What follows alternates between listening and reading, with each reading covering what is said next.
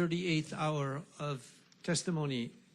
Having that hour having arrived, I need to hear street language.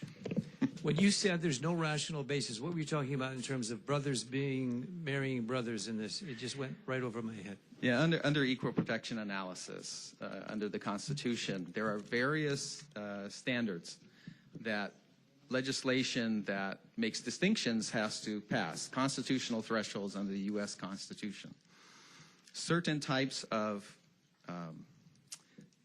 discrimination are called invidious, such as racial discrimination, and that type of discrimination is held to a higher standard is applied by a court evaluating whether the statute under attack is a violation of equal protection. And that when there's a racial classification, the standard is compelling state interest. And you might recall that that was the language used by the Bear Court, because the Bear Court, the Bear versus Lewin Hawaii Supreme Court plurality opinion, and essentially it became the guiding opinion, said the limitation of marriage to one man and one woman is a classification based on sex, and under our jurisprudence, under our Constitution, because we have an equal protection clause in our Constitution,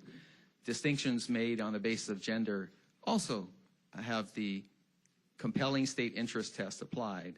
In the U.S. Supreme Court is applied in the cases of gender distinctions an intermediate standard, and then for any other distinctions, they apply the rational basis standard, which is simply, and it's usually fairly easy to meet. All you have to show is the distinction you're making has some reasonable basis. And what I'm saying is it's difficult for me to see a reasonable basis once you say a male can marry a male, for you to make a distinction and say, but if they're brothers, they cannot marry. Now you have a distinction, and at a minimum, you would have to apply the rational basis test and say, what purpose is that trying to accomplish?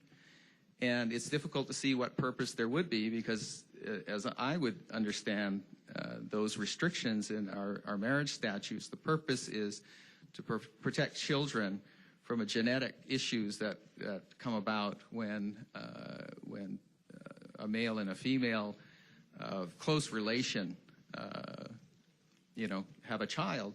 But that is a biological impossibility for two brothers. So what is the purpose of making that distinction any further apply in our marriage statute? But was your intent to keep that in the legislative finding on the page that you cited with Representative Hart earlier? Was the notion to keep that finding in this bill? I think that finding would be a good one to keep in the bill. Even if you're going to knock out the finding, although again, I think you ought to have a basis as a legislature to change legislative findings of previous legislatures and previous acts.